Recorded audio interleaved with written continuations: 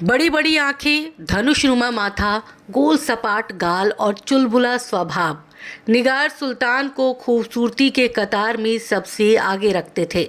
निगार सुल्ताना बॉलीवुड की ऐसी एक्ट्रेस जो सुंदरता में मधुबाला और वैजंती माला को टक्कर देती थी। एक्टिंग ऐसी कि हर किसी को अपना दीवाना बना ले। बॉलीवुड की 50 से ज़्यादा फिल्मों में अपनी अदाओं का जलवा बिखेरने वाली निगार सुल्ताना ने all time classic film Mughal e आजम में भी अपनी एक्टिंग का जादू बिखेरा। निगार देखने में जितनी खूबसूरत थी, स्वभाव से उतनी ही ज़िद्दी थी। निगार सुल्ताना ने शादीशुदा होने के बाद भी अपने डायरेक्टर से प्यार किया। इतना ही नहीं, पति की मर्जी के खिलाफ जाकर निगार ने अपने प्यार के लिए उनसे शादी रचा ली। यही प्यार निगार की ज़िंदगी में ऐसा तूफान लेकर आया जिसका पानी समेटते समेटते निगार सुल्ताना ने अपनी ज़िंदगी गंवा दी। यही प्यार निगार की ज़िद को और बढ़ाता गया। निगार सुल्ताना ने 50 से ज़्यादा फिल्मों में काम किया और खूब शोहरत कमाई, लेकिन प्यार के तूफान ने सब बिखेर दिया।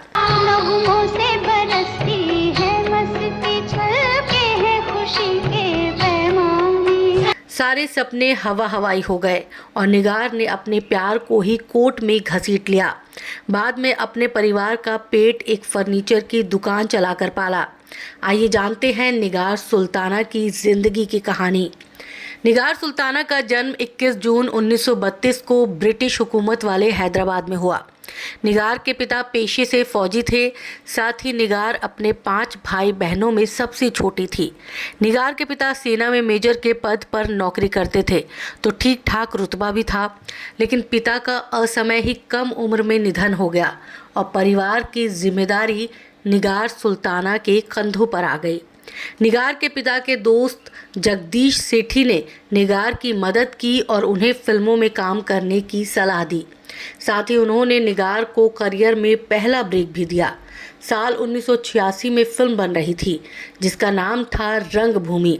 इस फिल्म में निगार ने छोटा किरदार किया और 14 साल की निगार का फिल्मी सफ़र यहीं से शुरू हो गया।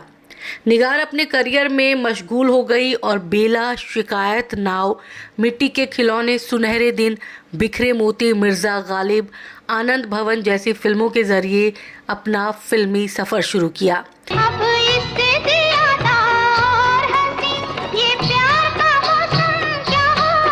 इसी दौरान निगार सुल्तान को एक्टर SM यूसुफ से प्यार हो गया। दोनों ने शादी रचा ली। साथ ही फिल्मों का ये सफ़र भी जारी था। दोनों का रिश्ता ठीक ठाक चल रहा था। इसी दौरान 50 का दशक अपने अंतिम दौर में पहुंच गया। इस दौरान निगार को बॉलीवुड के मशहूर डायरेक्टर के आसिफ के फिल्म मुगले आजम से उन्हें ऑफ़र आया। इस फिल्म में दरबारी डांसर बहार का किरदार निगार को ऑफ़र किया गया। निगार ने झट से ऑफ़र स्वीकार कर लिया।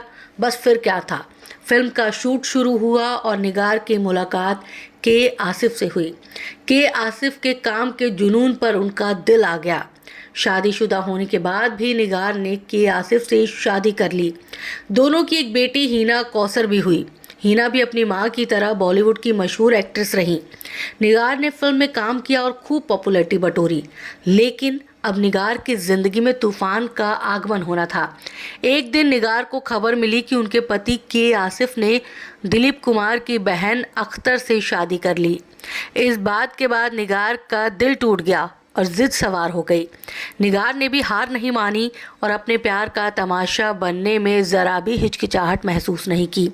निगार ने अपने पति के खिलाफ कोर्ट में मामला दायर किया। अपने प्यार को कोर्ट में घसीट लाई। निगार ने फिल्मों में काम किया, लेकिन दिल टूटने के बाद उन्होंने के आसिफ से तलाक ले लिया। इसके बाद भी कानूनी लड़ाई लड़ती रहीं। साथ ही अपने बच्चों को भी अपने बलबूते पाल पोस कर दिखाया। निगार ने अपने करियर के आखिरी दिनों में परिवार का पेट पालने के लिए फर्नीचर की दुकान खोल ली। साथ ही कोर्ट केस भी वो लड़ रही थी। 21 अप्रैल 2000 को निगार का मुंबई में निधन हो गया। निगार ने अपनी सारी जिंदगी प्यार और जिद में काट दी। निगार की बेटी हीना कौसर ने भी बॉलीवुड की 60 से ज़्यादा फिल्मों में काम किया, लेकिन आज भी निगार के किरदार फिल्मों में उनकी मौजूदगी दर्ज कराते हैं। तू है बैरिस्टर सिन्हा की लड़की और मैं हूँ एक गरीब स्कूल मास्टरनी की लड़की।